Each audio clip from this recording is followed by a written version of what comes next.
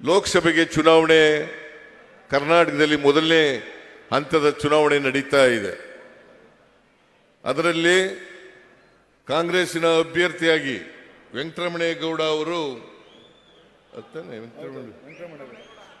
Venkataramanegowda ಉರ್ಫ್ star Chandru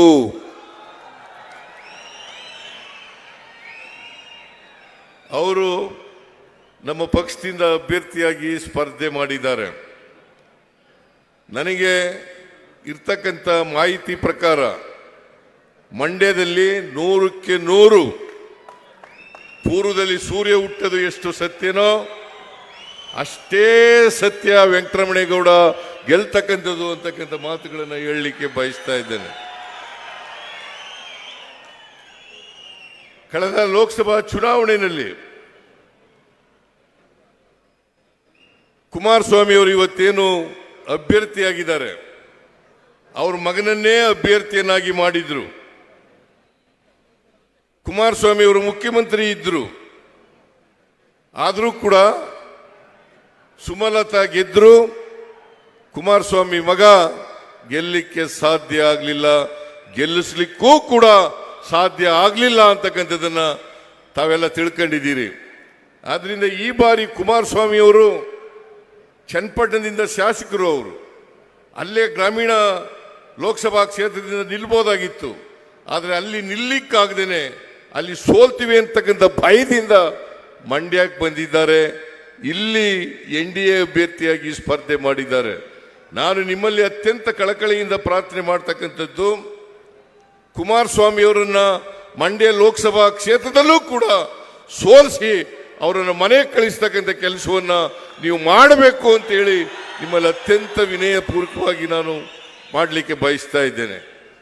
ಇವತ್ತು ಲೋಕಸಭಾ ಚುನಾವಣೆಯಲ್ಲಿ ಸತ್ಯ ಮತ್ತು ಸುಳ್ಳು ಇವುಗಳ ನಡುವೆ ನಡೀತಕ್ಕಂಥ ಸಂಘರ್ಷ ಇದು. ನರೇಂದ್ರ ಮೋದಿಯವರು ಪ್ರಧಾನಮಂತ್ರಿಯಾಗಿ 10 ವರ್ಷಗಳಾಯಿತು.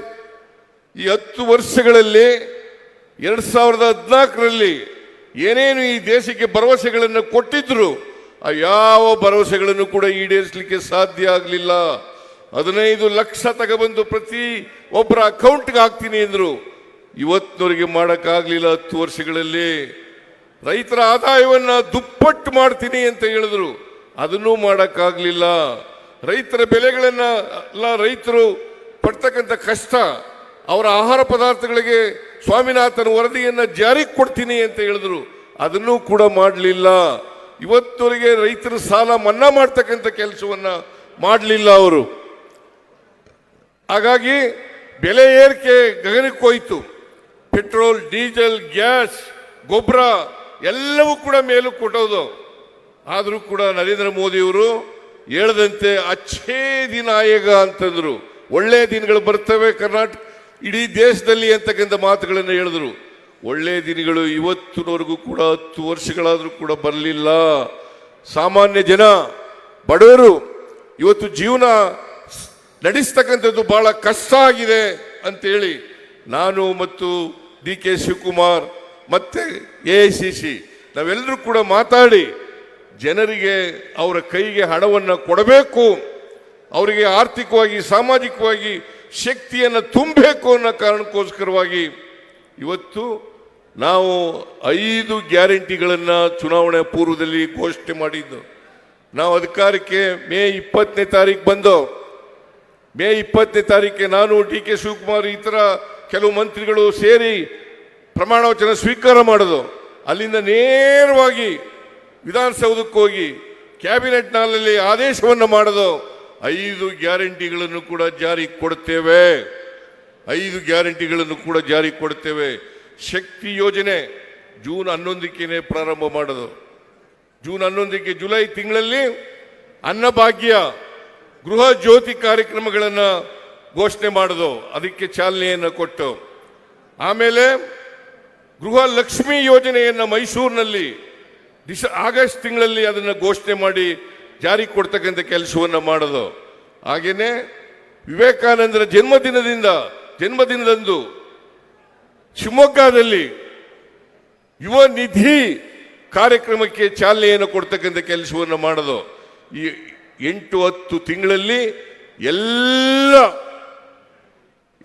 ಗ್ಯಾರಂಟಿಗಳನ್ನು ಕೂಡ ಜಾರಿಗೆ ಕೊಡ್ತಕ್ಕಂಥ ಕೆಲಸವನ್ನು ಮಾಡಿದ್ದೇವೆ. ಬರೀ ಜಾರಿಗೆ ಕೊಡಲಿಲ್ಲ, ಆ ಎಲ್ಲ ಕಾರ್ಯಕ್ರಮಗಳು ಕೂಡ ಜನರನ್ನ ಮುಟ್ಟಿದ್ದಾವೆ ಅಂತಕ್ಕಂಥದ್ದನ್ನು ಇವತ್ತು ನಾವು ತಿಳ್ಕೋಬೇಕಾಗ್ತದೆ. ಸುಮಾರು ಶಕ್ತಿ ಯೋಜನೆಯಲ್ಲಿ 1,91,00,000 ಮಹಿಳೆಯರು ಫ್ರೀಯಾಗಿ ಟ್ರಾವೆಲ್ ಮಾಡ್ತಕ್ಕಂಥ ಕೆಲಸವನ್ನು ಮಾಡಿದ್ದೇವೆ. 1,91,00,000 ಜನ. ಜೊತೆಗೆ ಗೃಹಲಕ್ಷ್ಮಿ ಯೋಜನೆಯಲ್ಲಿ 1,17,00,000 ಮಹಿಳಾ ಯಜಮಾನಿಗೆ ತಿಂಗಳಿಗೆ 2,000 ರೂಪಾಯಿ ಸಿಕ್ಕ ರೀತಿ ಮಾಡಿದ್ದೀವಿ. ಇವತ್ತು ಬಹುತೇಕ ಎಲ್ಲ ಗೃಹಗಳಲ್ಲಿ ಗೃಹ ಜ್ಯೋತಿ ಯೋಜನೆಯನ್ನ ಜಾರಿ ಮಾಡಿ ಇವತ್ತು 200 ಯೂನಿಟ್ ವರೆಗೆ ಫ್ರೀ ಕರೆಂಟ್ ಅನ್ನು ಕೊಡ್ತಕ್ಕಂಥ ಕೆಲಸವನ್ನು ಮಾಡಿದ್ದೀವಿ. ಇದರಿಂದ ಬಹಳ ಜನ ಬಡವರಿಗೆ ಅನುಕೂಲ ಆಗಿದೆ ಅಂತಕ್ಕಂಥದ್ದು ತಿಳ್ಕೋಬೇಕಾಗ್ತದೆ. ಅನ್ನಭಾಗ್ಯ ಕಾರ್ಯಕ್ರಮ ಬಿಜೆಪಿಯವರು ನಮಗೆ ಮೋಸ ಮಾಡಿದ್ರು ಕೂಡ, ನಿಮಗೆ ಮೋಸ ಮಾಡಿದ್ರು ಕೂಡ ನಾವು 5 kg ಅಕ್ಕಿಯನ್ನು ಕೊಡ್ತೇವೆ ಅಂತ ಹೇಳಿದ್ದು ಹೆಚ್ಚಾಗಿ 5 kg ಅಕ್ಕಿಗೆ ಬದಲಾಗಿ ಪ್ರತಿ ಒಬ್ಬರಿಗೆ 170 ರೂಪಾಯಿ ಕೊಡ್ತಕ್ಕಂಥ ಕೆಲಸವನ್ನು ಮಾಡ್ತಾ ಇದ್ದೀವಿ. ಒಂದು ಕುಟುಂಬದಲ್ಲಿ 5 ಜನ ಇದ್ರೆ 850 ರೂಪಾಯಿಗಳನ್ನು ಕೊಡ್ತಕ್ಕಂಥ ಕೆಲಸ ಮಾಡಿದ್ದೀವಿ. ಇವತ್ತು ಯಾರು ನಿರುದ್ಯೋಗಿ ಪದವೀಧರರಿದ್ದಾರೆ ಅವರಿಗೆ ತಿಂಗಳಿಗೆ 3,000 ರೂಪಾಯಿ, ಡಿಪ್ಲೊಮಾ ಹೋಲ್ಡರ್ಸು ನಿರುದ್ಯೋಗಿಗಳಾಗಿದ್ರೆ ಅವರಿಗೆ 1,500 ರೂಪಾಯಿಯನ್ನು ಕೊಡ್ತಕ್ಕಂಥ ಕೆಲಸವನ್ನು ಮಾಡ್ತಾ ಇದ್ದೀವಿ. ಹೀಗೆ ನರೇಂದ್ರ ಮೋದಿಯವರು ಒಂದು ಕಡೆ ಅವ್ರು ಹೇಳದಂಥ ಮಾತಿನಂತೆ ನಡ್ಕೊಂಡಿಲ್ಲ, ಸುಳ್ಳು ಹೇಳಿದ್ದಾರೆ. ಬದಲಿಗೆ ಜನರಲ್ಲಿ ಭಾವನಾತ್ಮಕವಾದಂಥ ವಿಚಾರಗಳನ್ನು ಧರ್ಮದ ಹೆಸರಿನಲ್ಲಿ, ಜಾತಿಯ ಹೆಸರಿನಲ್ಲಿ ಹುಟ್ಟಾಕಿ ಜನರ ನಡುವೆ ಸಂಘರ್ಷವನ್ನ ಮಾಡ್ತಕ್ಕಂಥ, ಬೆಂಕಿ ಇಡ್ತಕ್ಕಂಥ ಕೆಲಸವನ್ನು ಅವರು ಮಾಡಿದ್ದಾರೆ. ಅದರಿಂದ ಇವತ್ತು ತಾವೆಲ್ಲ ಯೋಚನೆ ಮಾಡಬೇಕು, ಯಾರು ಕೊಟ್ಟ ಮಾತಿನಂತೆ ನಡ್ಕೊಂಡಿದ್ದಾರೆ, ಯಾರು ಕೊಟ್ಟ ಮಾತು ನಡ್ಕೊಂಡಿಲ್ಲ. ಈ ಯಾರು ಕೊಟ್ಟ ಮಾತಿನಂತೆ ನಡ್ಕೊಂಡಿದ್ದಾರೆ ಅವರಿಗೆ ತಾವು ಆಶೀರ್ವಾದವನ್ನು ಮಾಡಬೇಕು. ನಮ್ಮ ಅಭ್ಯರ್ಥಿ ವೆಂಕಟರಮಣೇಗೌಡರಿಗೆ ತಾವು ಆಶೀರ್ವಾದ ಮಾಡಿ ಲೋಕಸಭೆಗೆ ಕಳಿಸಿಕೊಡ್ಬೇಕು ಅಂತಕ್ಕಂಥ ಮಾತುಗಳನ್ನು ಹೇಳಲಿಕ್ಕೆ ಬಯಸ್ತೇನೆ. ಯಾಕೆಂದರೆ ಕಳೆದ ಲೋಕಸಭಾ ಚುನಾವಣೆಯಲ್ಲಿ 25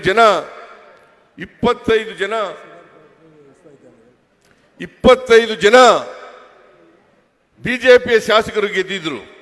ಇಲ್ಲಿ ಸುಮಲತಾ ಗೆದ್ದಿದ್ದಂಥವರು ಕೂಡ ಬಿಜೆಪಿ ಸೇರ್ಕೊಂಡ್ರು.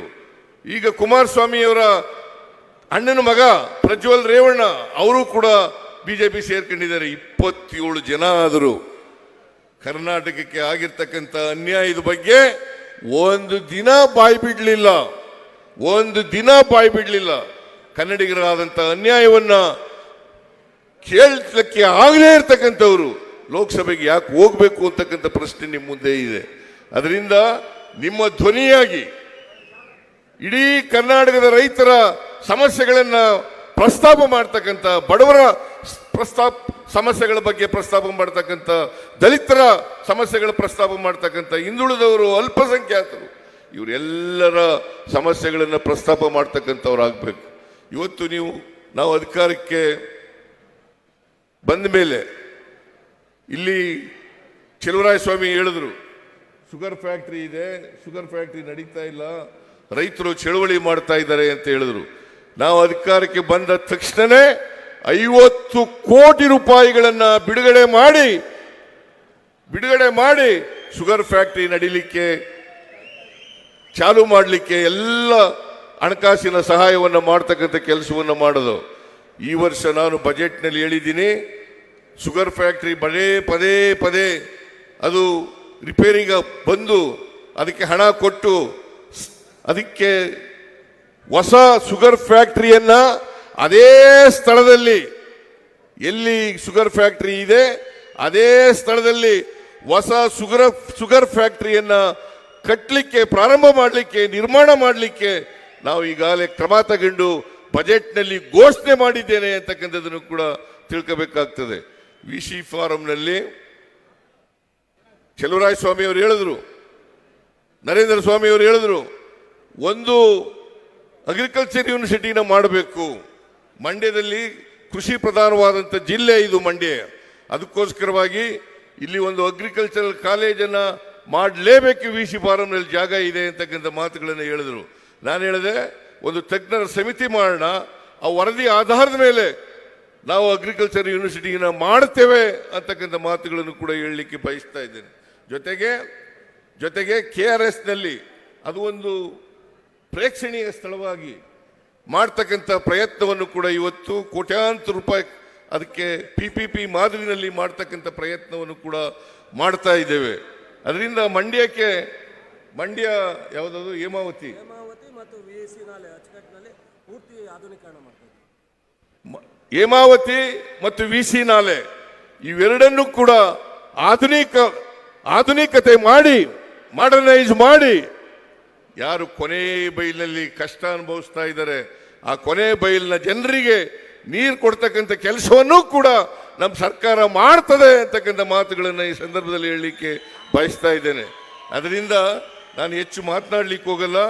ಮತ್ತೆ ಕೋಲಾರದಲ್ಲಿ ಫಂಕ್ಷನ್ ಇರೋದ್ರಿಂದ ಅಲ್ಲಿಗೆ ಹೋಗಬೇಕಾಗಿದೆ. ರಾಹುಲ್ ಗಾಂಧಿ ಅವರು ಮಾತನಾಡ್ತಾರೆ. ಈಗ ನೀವೆಲ್ಲರೂ ಕೂಡ ಅದರಿಂದ ನೀವೆಲ್ಲರೂ ಕೂಡ ಶಾಂತ ಚಿತ್ತತೆಯಿಂದ ರಾಹುಲ್ ಗಾಂಧಿಯವರ ಭಾಷಣವನ್ನು ಕೇಳಬೇಕು ಅಂತ ಹೇಳಿ ವೆಂಕಟರಮಣೇಗೌಡರಿಗೆ ತಪ್ಪದೇನೆ ಈ ಸಾರಿ ಆಶೀರ್ವಾದ ಮಾಡಿ ಲೋಕಸಭೆಗೆ ಕಳಿಸಿಕೊಡಬೇಕು ಅಂತಕ್ಕಂಥ ಮಂಡ್ಯದ ಜನ ರಾಜಕೀಯವಾಗಿ ಪ್ರಬುದ್ಧರು. ಯಾವುದು ಸರಿ ಇಲ್ಲ ಅಂತಕ್ಕಂಥ ತೀರ್ಮಾನ ಮಾಡ್ತಕ್ಕಂಥ ಶಕ್ತಿ ನಿಮಗಿದೆ. ಅದರಿಂದ ಶಕ್ತಿಯನ್ನು ಪ್ರದರ್ಶನ ಮಾಡಿ ವೆಂಕಟರಮಣೇಗೌಡರನ್ನ ಆಶೀರ್ವಾದ ಮಾಡಿ ಅವ್ರನ್ನ ಲೋಕಸಭೆಗೆ ಕಳಿಸಿಕೊಡಬೇಕು ಅಂತೇಳಿ ನಿಮ್ಮಲ್ಲಿ ಅತ್ಯಂತ ಕಳಕಳಿಯಿಂದ ಪ್ರಾರ್ಥನೆಯನ್ನು ಮಾಡಲಿಕ್ಕೆ ಬಯಸ್ತೇನೆ. ಇವತ್ತು ಶ್ರೀರಾಮನವಮಿ ಎಲ್ಲ ರಾಜ್ಯದ ಎಲ್ಲ ಭಾಗಗಳಲ್ಲಿ ಇವತ್ತು ಶ್ರೀರಾಮನವಮಿಯನ್ನು ಆಚರಣೆ ಮಾಡ್ತಾ ಇದ್ದೀವಿ. ನೀವು ಕೂಡ ಮಾಡಿದ್ದೀರಿ. ನಾನು ರಾಜ್ಯದ ಜನತೆಗೆ ಮತ್ತು ನಿಮಗೆ ಶ್ರೀರಾಮನವಮಿಯ ಜಯಂತಿ ಉತ್ಸವದ ಶುಭಾಶಯಗಳನ್ನು ನಿಮ್ಮೆಲ್ಲರಿಗೂ ಕೋರಿ ನನ್ನ ಮಾತುಗಳನ್ನು ಮುಗಿಸ್ತೇನೆ. ಜೈ ಹಿಂದ್, ಜೈ ಕರ್ನಾಟಕ, ಜೈ ಕಾಂಗ್ರೆಸ್.